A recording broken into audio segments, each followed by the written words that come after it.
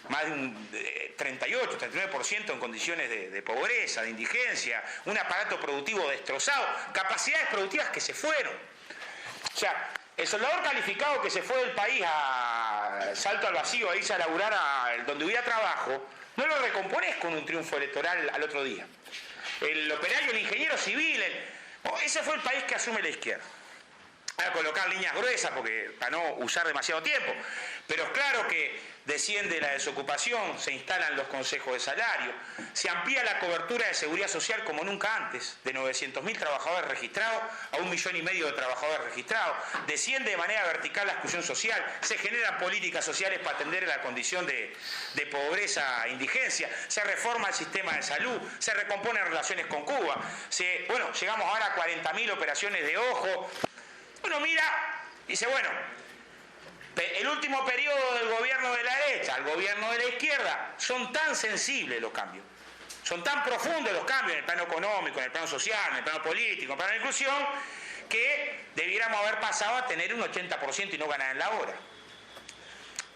Sin embargo, ganamos la hora. O sea, la mayoría parlamentaria el último domingo de octubre del 2009, tuvimos que contratar a un matemático a último minuto. ¿Qué quiere decir entre medio? Que no alcanza con transformaciones si no tenés síntesis política. Por ejemplo, Campo Popular siempre reivindicó que era un despropósito que la asignación familiar fuera un derecho del padre ocupado en caja, porque el que más precisa a veces es el padre o la madre, sobre todo, desocupada y sin caja. Cuando logramos extender el plan de equidad para la asignación familiar, cubría en particular esto, sectores de nuestro pueblo y de izquierda nos dijeron, qué horrible, le dan a las mujeres que después se llenan de hijos, qué espantoso, y que no laburan y capaz que compran vino. Ni hablar con el IRPF. Como compañeros, militantes, que a partir de que sacaron la cuenta que le tocó 2,50 pesos más que pagar, se terminó la perspectiva lírica de la transformación popular. O sea, si no acompañamos la síntesis política de las transformaciones, no hay transformaciones, porque para ellos siempre fue más cómodo. O sea, para el bloque en el poder precisa democracia de baja intensidad, o peor aún, precisó en algunos momentos regímenes dictatoriales para aplicar su modelo económico, político y social. Ahora, para izquierda, no es un adorno la participación popular. O hay participación popular o estamos jorobados. Entonces, pensar conscientemente la base de participación popular como parte del proyecto de transferencia de poder, siempre más difícil, siempre más complejo, pero es una changa de enorme trascendencia estratégica. No va a haber proceso popular, nacional y democrático si no vamos ensanchando simultáneamente la correlación de fuerza en la base de nuestro pueblo, que además le logra hacer comprender, y ese es un problema para el continente. Lo que pasó en Brasil hace un par de meses demuestra cómo si vos no generás condiciones de que tu proyecto vaya ensanchando la base de participación, no solo electoral, también electoral, porque las elecciones se ganan con voto, estamos embromados. Y creo que para eso tenemos que superar algunas de las lógicas de la estrategia neoliberal, sobre todo en la cabeza de nuestro pueblo. Las que nos convencieron que participar o no participar da igual, que viene lo mismo, que comprometerse o no comprometerse da lo mismo. Y yo creo que estaría bueno que el Congreso del Frente, aparte de debatir el candidato, que está claro que es una resolución importantísima, y elementos del programa, nos diéramos un espacio para debatir la estrategia de las formas de participación que nos damos para hacer lograr la aplicación del programa en un marco de circunstancia tan compleja como esta. En particular, este es uno de los pocos comités que hay presencia de jóvenes importante. Pero es claro que ahí tenemos un déficit. Yo ponía una comparación. Nosotros tuvimos un congreso del sindicato hace 2 meses con 2.000 delegados, el 70% era menor de 30 años. Y el encuentro del comité de base, creo que el 70% más, yo con casi 40 era joven. O sea, tenemos una circunstancia del punto de vista de generar las condiciones de participación social, popular, democrática, que es necesaria. Entonces yo creo que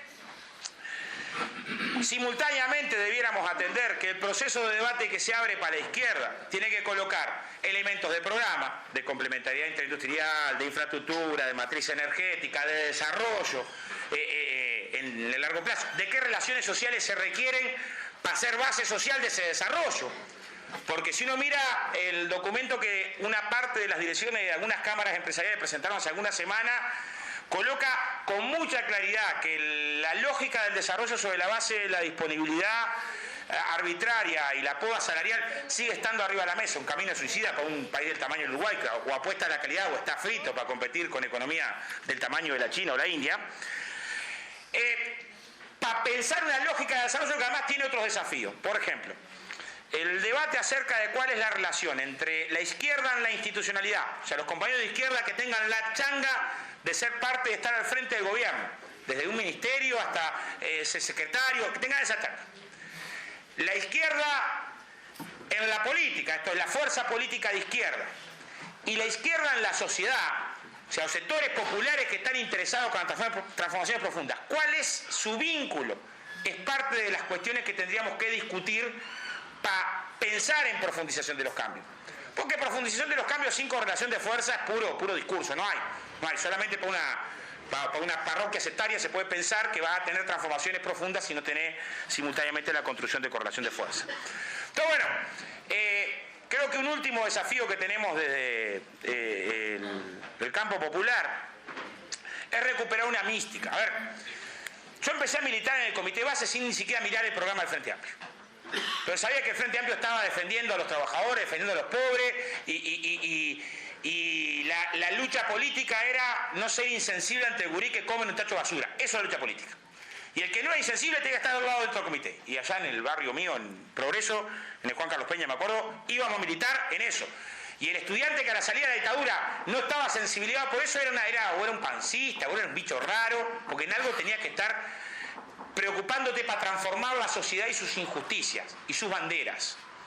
Y la verdad, teníamos una lucha popular la que fuera y estábamos ahí al otro día. Yo me acuerdo cuando un conflicto de COPSA, del transporte, no sé ni por qué era el conflicto, pero nos permitía ir a juntar 1 kilo de arroz y no sé qué, y llegar al lugar y repartirlo. Y era para nosotros la enorme changa. También de esa perspectiva la perdimos. Un ejemplo, se logró reabrir Mesenicena. La verdad, nos tocó 3 años y medio estar ahí con los compañeros. La cantidad de compañeros de comité base que se arrimaron fue poquísima en 3 años y pico de campamento. Eso no nos podía pasar hace 20, 30 años. Era imposible que nos pasara. Porque en realidad teníamos una lógica en donde nos organizamos para traerlo, para difundir. Por un ejemplo, autocríticamente, teníamos una perspectiva en donde el dar era una bandera nuestra, la solidaridad era nuestra bandera. Somos una brigada solidaria que en 2 años ha generado que más de 6.000 compañeros pasen a hacer laburo solidario en escuela, en el plan junto, retomando una vieja bandera del movimiento sindical. De la mejor época del magisterio que iba a los pueblos de Rata al interior a proyectos pedagógicos en sus vacaciones. Y también para disputar que la solidaridad no puede ser la hamburguesa de McDonald's el día del más no sé qué. Bueno, no puede ser eso. No puede ser. Es una bandera nuestra, no es ajena. Y tiene que estar en manos correctas. También en esa lógica perdimos. Y para tener más conciencia tenés que tener más práctica, porque la conciencia no se adquiere en otro lado que en la práctica. Al lado del tipo que vio morirse al hijo de frío de hipotermia. Es ahí. Porque no podemos tener tan poca memoria. Porque con todos los debates que tengamos en la izquierda, todos los debates acerca de las candidaturas, todos son importantes, ¿no? No podemos dejar de ver la referencia de 2 planos distintos. Yo soy de la construcción. Yo en el 2002 vi compañeros míos morirse de hambre. De pobre. De pobre. Yo me acuerdo del taburete, se muere con una congestión, el diagnóstico médico, pero era porque iba a laburar enfermo con congestión al mercado agrícola para tener para comer, ver si changaba. O sea, venimos de esa historia, no de otra historia, no nos la contaron, comíamos las ollas populares. Ahora, también perdemos la memoria rápidamente, en términos de cuál es la reconstrucción, cuál fue el punto de partida. Y si desconocemos el avance del punto de partida, no es que estamos obviando un elemento menor, estamos obviando la lucha de décadas que logró ese avance del punto de partida. Para ser conformista, no, ser de izquierda no es conformista, al contrario, es siempre abrir interrogante, a búsqueda, a debatir entre compañeros cuál es el camino que hay que seguir, entre compañeros. Por lo tanto, fraternamente en el acuerdo o en la divergencia. Entonces, la changa que tenemos tendría que ser apasionante, pero tengo un problema ideológico. Muchos compañeros nuestros ven la batalla que hay el año que viene como un hijo no querido. Y va a haber elección y capaz que por costumbre me tengo que arrimar al comité y a último momento.